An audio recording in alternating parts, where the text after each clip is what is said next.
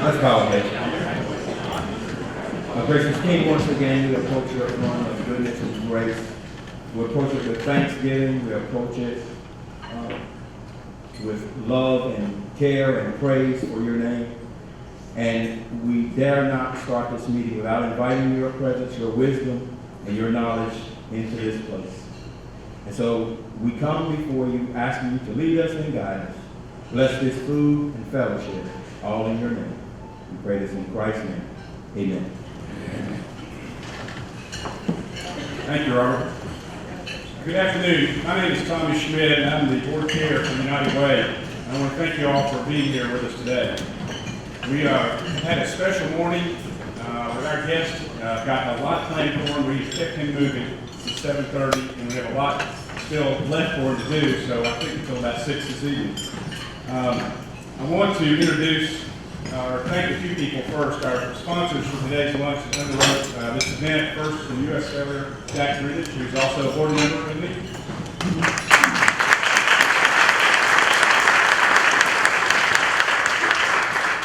And also, I talked to my employer to help him out a little bit at FSG Bank, and joining me today is our market exec, Robert Baird, and my co-worker, Jared Palazzolo.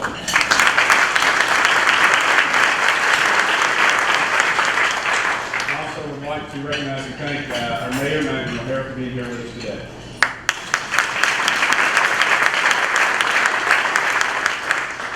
Next, I would like to thank all of you all.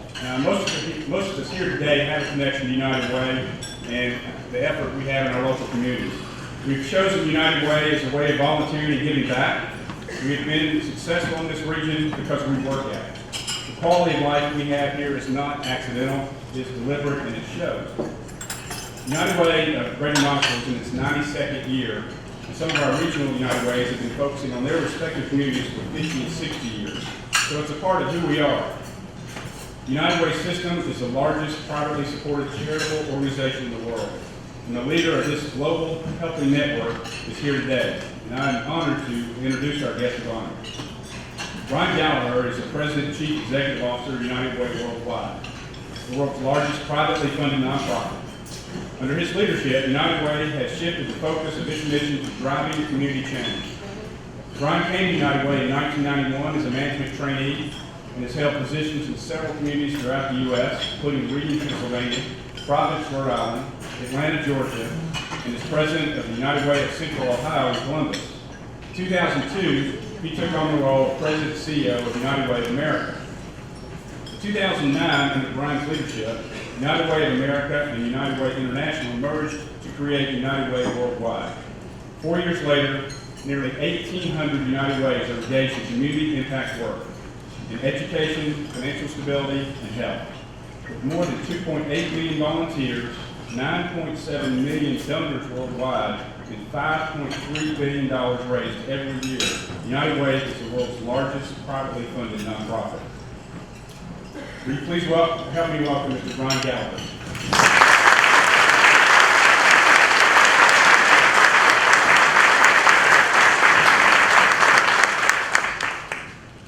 Tommy, thank you. I really appreciate the introduction and appreciate the amount of time that this man's given up, not just for United Way and other community events throughout the year, but he's given a big chunk of his time today to be here with me, so Tommy, I appreciate it.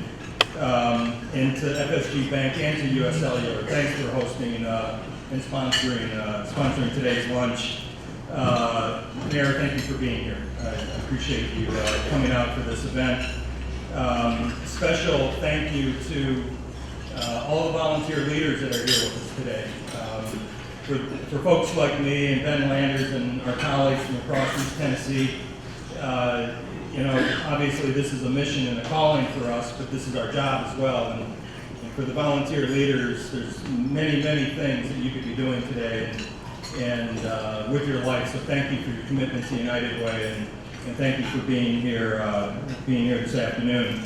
Special thank you to Ben Landers, a colleague of mine now for over 30 years, and it's one of those things when you start, when you catch up and you chat with each other, you forget how long you've been doing this, and two, how long you've known each other, and really everything I'm going to talk about today is a journey. And you know, this movie didn't start when I showed up in the United Way of America job.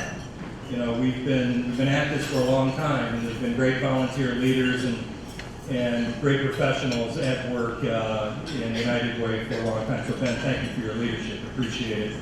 And to all of you who came from across the region, thank you for coming to Knoxville, and even those who came from different parts of the state, volunteers and professionals, I appreciate you being here. You know, it really is fantastic to be here. I grew up in local United Ways. I grew up in local communities. I worked for 5 different local United Ways over my first 20 years of my career, before I became president of the United Way of America in 2002. And the thing that I miss most about what I'm doing right now is being a part of a local community. I fell in love with United Way, even though I started as a management trainee. I had an interview with J.C. Penney and Sears, and I would have taken anyone that offered me the job. United Way offered me the job. I went to Winston-Salem, North Carolina. Got to know United Way there before I started going to other places, and I fell in love with United Way because United Way is community. If you just look at this audience today, the diverse nature of this audience by sector, by age, by geography, by personal experience, that's United Way. That's United Way. And it's what makes us unique and important. And I just appreciate the fact that you're a part of it. What I want to talk to you about today is, so what are we going to do with it? What are we going to do with this asset, this resource that is United Way? We could do a lot of things with the talent in this room. There's a lot of money to be raised. There's a lot of marketing to do. But there's also a lot of social change to create. There's a lot of economic change. There's a lot of opportunity to create. And that's what I want to talk about today. We live, in my view, in a very, very disruptive time. I've been doing this now for 33 years. And I guess everybody living and working in any time in history can say, man, this is hard, right? You know, this business is hard, this community stuff is hard.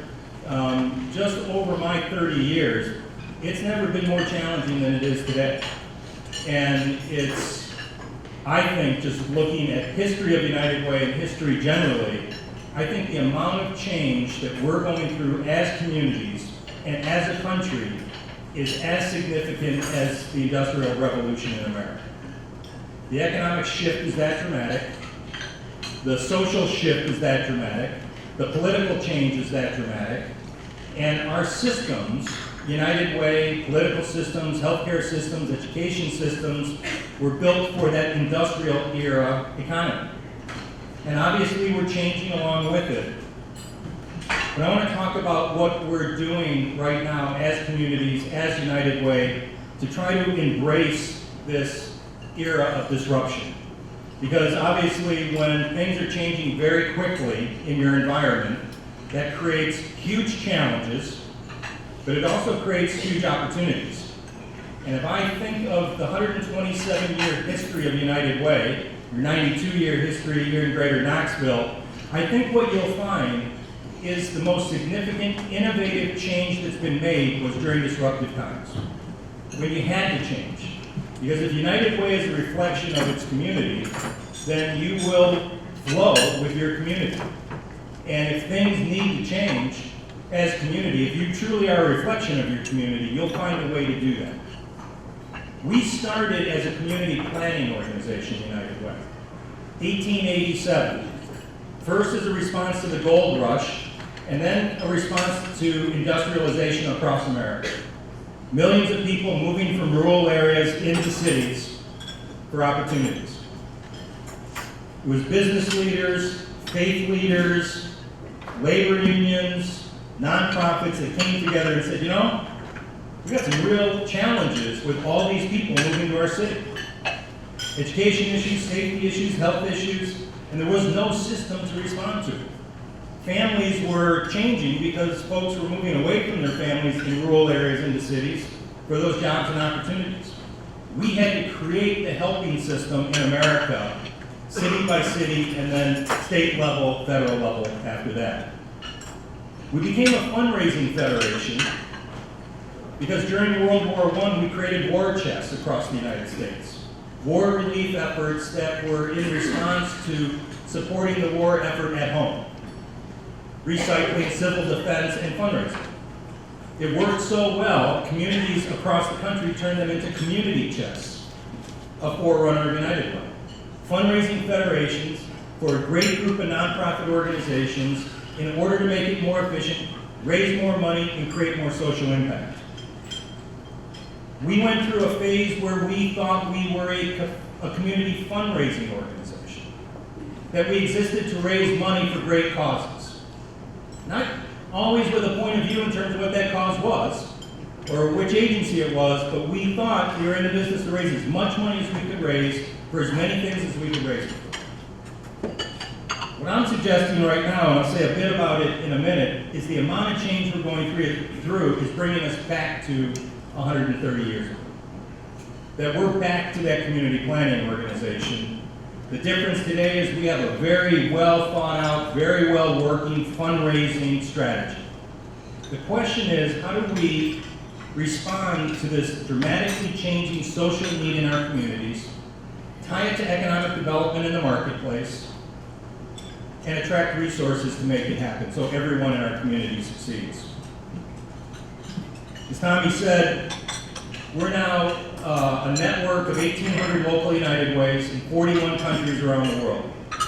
$3.9 billion in charitable giving in the U.S. last year, $1.4 billion outside the U.S., growing very quickly outside the U.S. Our largest region outside the U.S. is Asia. Asia is almost $800 million in giving and growing 10% a year. The thing that I've learned about doing this work outside the U.S. is as strange as this sounds. Knoxville is not that different than Paris or Seoul as it relates to business leaders and citizens and government leaders and labor leaders trying to figure out how to work together to address the most pressing issues in this community. The idea of the United Way is a great idea. We a couple of times have tried to hurt that idea, and it's such a good idea that folks wouldn't let it go away, that it was salvaged. Today, what we're embracing in this new community impact model is two fundamental ideas I want to share with you. One is this idea of collective impact, and the second is the idea of shared value creation. First of all, the economic shifts. The globalization of the economy. I grew up in Gary, Indiana. When I grew up in high school and then before I went to college, 25,000 people worked at U.S. Steel in the Gary Works. Not including South Chicago Works and so forth, 25,000 people. Today there's less than 2,000. The globalization of the economy has changed the marketplace in the U.S. And I'm not making a political statement or even a statement at all. It's just changed. We're competing in a global marketplace. You do things in a marketplace where you add the greatest value. We're not making as much steel in the U.S. It changes the jobs that get created in Northwest Indiana and Chicago. It forces us to change in terms of education and government systems and labor unions in the United States. Huge structural shift in terms of the economy. Politically, the influence in terms of Washington to state to local, I think is shifting as well. What we do in local communities like Knoxville, and what we do in the state of Tennessee, and what we do in cities and states across the country is going to start adding up more and more to what becomes a national strategy, a national point of view. It's really, really important that we innovate and that we have vision in local communities across the country. The social change I alluded to, but the fact is we have the largest income gap in the country since the 1920s. Unfortunately, I think we've politicized that a great deal in the U.S. Again, I'm not making a political point of view or a political point. The fact is that the economic shift is so dramatic that we have to figure out how we get all people in our communities to succeed in that marketplace. How do we educate folks? How do we get them ready for job training? We just, in Washington in the last week, there was a reauthorization of the Workforce Investment Act. It took us 11 years in Washington to reauthorize. But the focus has been something that we've been advocating for a long, long time. That this should be outcome-oriented, should be job-centered, and should be wraparound in terms of services that people need to succeed in the marketplace. So it's economic, social, political change that requires a new social contract. And you hear that term, or at least in my world, you hear social contract all the time. What's the role of government? What's the role of business? What's the role of nonprofits and civil society? Let me, from my perspective, simplify it in my own mind. First of all, the new social contract needs to be collaborative and integrated by nature. It can't be business does its thing, government does its thing, nonprofit does their thing. It's got to be integrated. There's got to be a plan that everyone can say, we're a part of that vision. We're a part of those economic development goals, we're a part of those education goals, we're a part of the healthcare goals.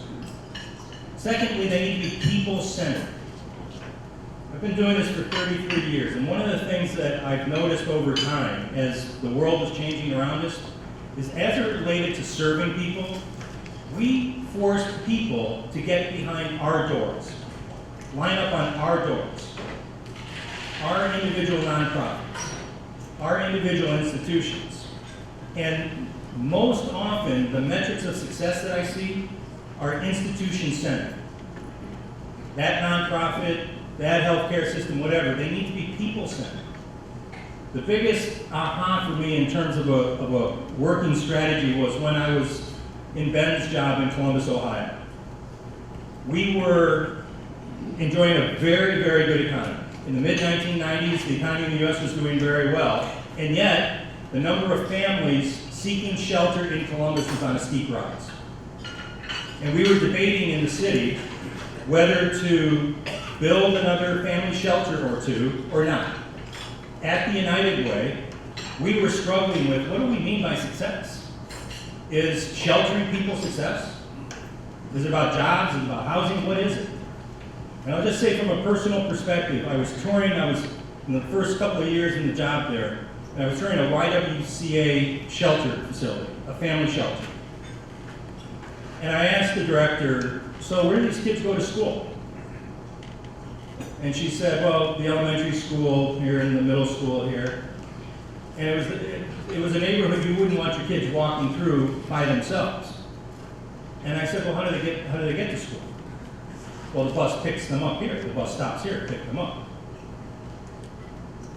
As soon as she said that, what hit me was we have institutionalized shelters so much that the bus stops at the shelter. And I remember thinking, when you grew up, you knew where kids came from. You knew where they lived. You knew whether they lived in apartments or a house or public housing. You knew if their parents were together or not. These were shelter kids. We had created shelter kids. And we were proud of the shelter system that we had created in Columbus. It was National Class Shelter System. And what I'm talking about in terms of what's required going forward is we said at United Way, no, we're not going to do it. We were big funders into the shelter system. We instead want to invest in housing. We had been watching cities across the country deal with their homelessness with a housing-first strategy. And say, we need to make sure that these families get into an apartment, and we ought to line up behind their door, versus they having to line up behind our doors, give them the support services that keep them in housing, transportation, daycare, job training, so they can actually maintain a place to stay and get on their feet and be self-sustaining. That's what I'm talking about. If any of you who work in that world, you get a family or an individual into housing first with support, and you look a year down the road, if you look at the percentage of folks that are still in that home versus going into a shelter out of the shelter, into an apartment, and then sooner or later back in the shelter, the differences are dramatic. What we need is shared goals, shared accountability, roles that are defined that take advantage of the assets that each sector bring to it, and then holding ourselves accountable to it. We need to shelter people. We need to protect folks from violence at home. But at the end of the day, we need to make sure that people have a safe, decent, affordable place to live and change our systems to support that. So we've been making changes at United Way. My view is that there's never in the history of the world been long-term, sustained economic success without human success. Communities don't succeed unless the vast majority of people within our communities succeed. Businesses know this, great business leaders know it, because those folks are their employees. Those folks are customers. So we've made the shift to defining our work around improving people's lives by trying to advance the common good in a community. The way you do that is trying to create opportunities for folks to have a better life, and the building blocks of a great life are education, income, and health. The two key frames that we're trying to teach ourselves, one is this idea of collective impact. You know, one of the things I know about United Way, being in it my whole life, is sometimes we're not the most thoughtful bunch in the world, and we'll just start doing stuff. And in this case, we got local United Ways out there doing a lot of stuff, trying to figure out, you know, the big social issues that we face today, and how do we tie the economic opportunity with those social challenges. And we went out and found this thing called collective impact. A guy named Mark Kramer wrote an article in the Stanford Social Innovation Review a number of years ago. Mark runs a consulting business, and he framed out this thing called collective impact. It is a defined approach to how would a community like this one take on a big goal, like increasing high school graduation rates, like increasing reading levels in third grade, like reducing homelessness, like increasing access to healthcare, those kind of things. And what he discovered was that the communities that were making the most progress had first shared goals and shared accountability. That there is a community level set of objectives. Secondly, that the strategies get defined, but they get defined within role definition. So what's the role United Way is going to play? What's government going to play? What's the business going to do? And thirdly, I think critically important, and I've seen this in my own career over and over and over, what Kramer talks about in terms of collective impact is a backbone organization or a backbone infrastructure. How many meetings have you been in where a great group of people come together from different interests and take on a common agenda and say, that's what it is we want to achieve, then everybody leaves to go back and run their organization. And there's no organization, no infrastructure to run the collaborative. And so what Kramer found was that the communities that put infrastructure in there, what he calls a backbone or an anchor organization, make more progress than not. Big goals, shared strategies, role defined, infrastructure and backbone organization. The last thing he said was communication, and communication is common metrics. So I've worked in a lot of different issue areas as you have. There's no community in my history that, more so than the early childhood education and development community, that has argued about metrics forever. What is a healthy 5-year-old look like?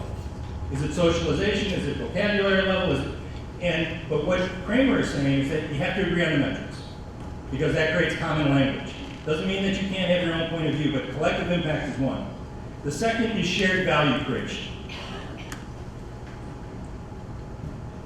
And I'll use corporations in this case, even though we're doing the same thing with organized labor, education partners, government partners. But the idea, this was Michael Porter at Harvard, who wrote about and framed and studied this idea of shared value. The idea that you have to find something that's in an institution's interest and a community interest in order for each to succeed. The best business leaders I've ever seen in my life understood that their business would succeed if the communities in which they worked and operated succeeded.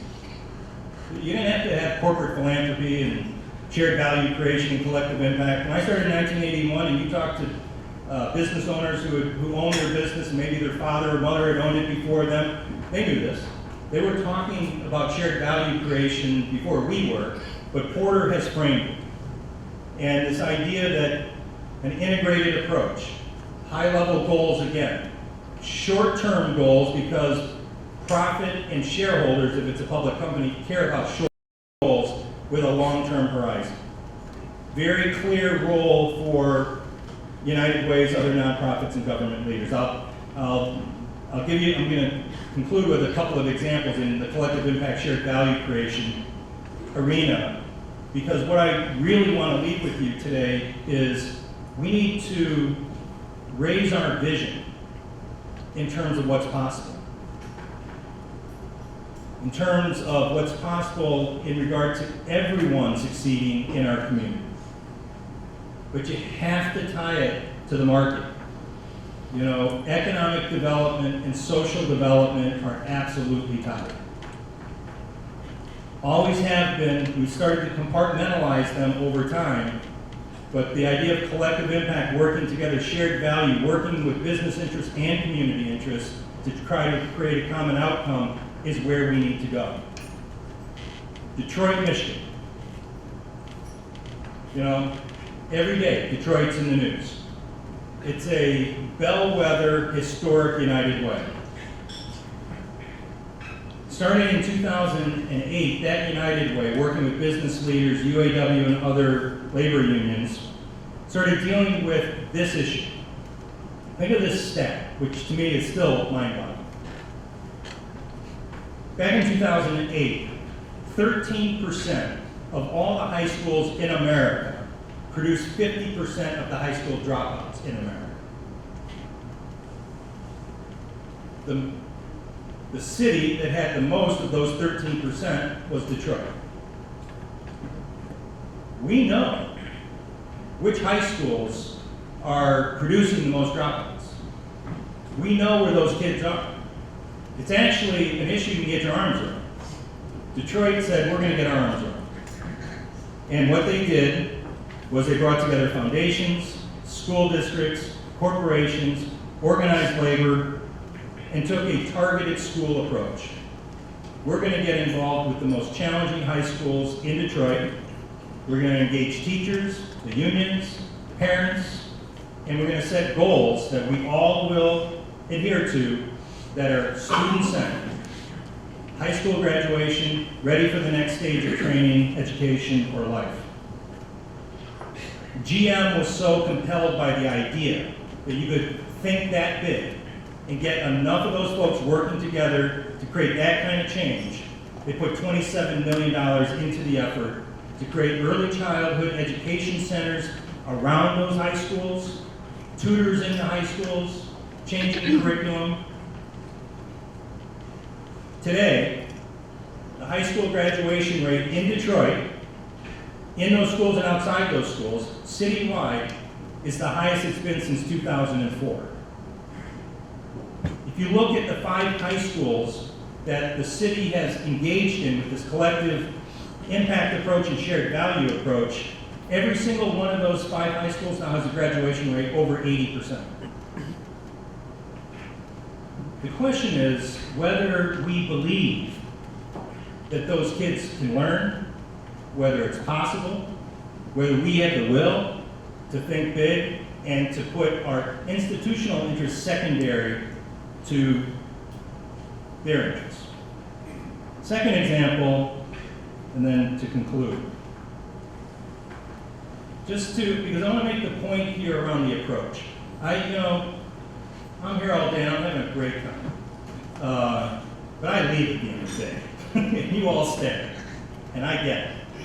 So, interesting, Detroit.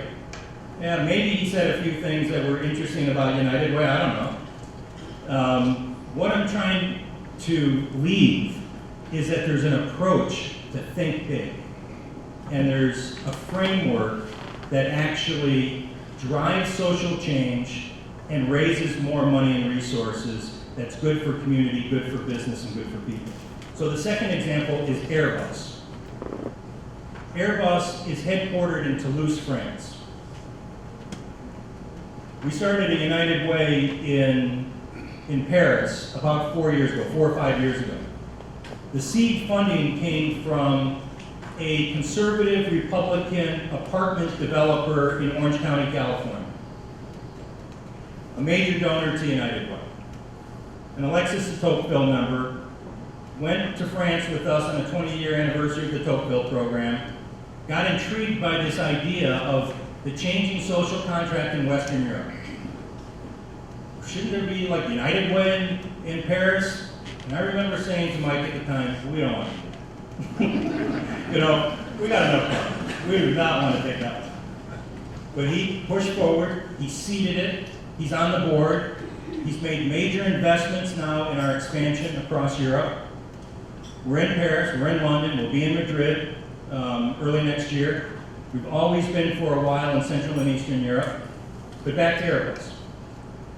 In Toulouse, the high school dropout rate is 40%. High concentration of North African immigrants in Toulouse. Predominant driver of, or demographic of those dropping out of high school are new immigrants, mostly North African. That's a social issue, it's a moral issue, it's a values issue. To Airbus, it's a business issue. They need engineers. And they're looking at their hometown and saying, I don't know where the engineers are going to come from. We're looking at our high schools and our education system, our public education system, and we're not sure that we're going to graduate enough kids, let alone interest them in aeronautical engineering, to get them focused on Airbus and all the other manufacturers that have to go into that. So we got involved. The United Way in Paris engaged Airbus, engineering students from local universities, engineers from Airbus, local nonprofits, teachers within the schools, focused on middle schools, so 8th, 9th grade, put complete wrap around those kids. Everyone got a mentor from the university, a mentor from Airbus.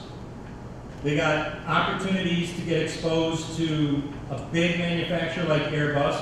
Never had they walked into a place like Airbus, even though they were headquartered in Toulouse. Got them interested and exposed to aviation. The final set goals, academic achievement, grades, behavior, so forth. At the end, if you went through this program, you would get to fly. We take you flying. Airbus would take you flying. Every single middle school student in the last 3 years that has gone through that program has gone on to the next level of school, and if they were in that first cohort, graduated high school.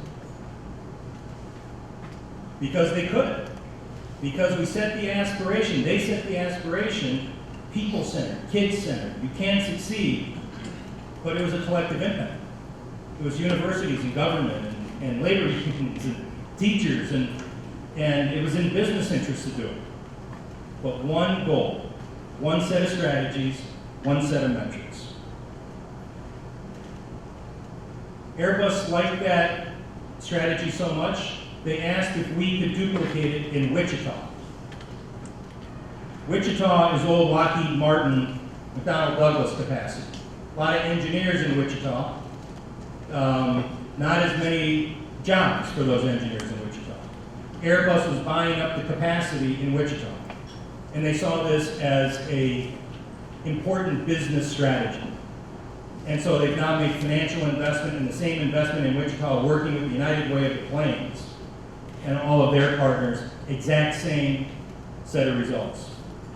They now are replicating it in Mobile, where they're going to do more and more manufacturing. I think not to mix this up too much, I think their Normandy, in terms of where they want to do this, is DC. They want to be a good corporate citizen wherever they are, but Detroit, Toulouse, Detroit kids, North African immigrant kids in Toulouse, Wichita kids, they're all the same. The question is, where will we set the target? Will we set the objective around them, and will we change our system to respond to them? And if we do it, we succeed. And if we try to get them to fit into our system approach, whatever system we are, including United Way, we'll make incremental progress. The great, I was going to say great news. My perspective is very positive. I'm much more of a person that believes in disruptive time is great opportunity.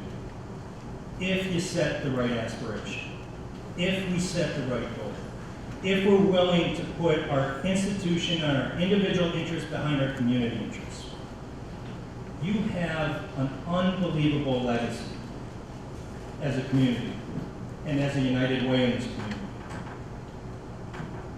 We need for you to set the vision at that level again for the next 10, 15, 20 years, because we will win community by community. We will win if Knoxville and East Tennessee wins. Thank you for your leadership, and thank you for being here.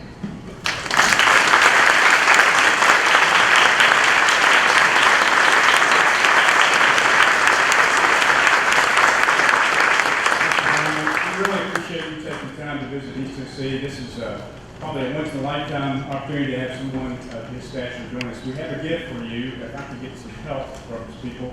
We put together a basket of items from several of the companies that are based here in our area. And includes lots of different things that you and your wife will enjoy. So we all help me thank Brian for being here with us today.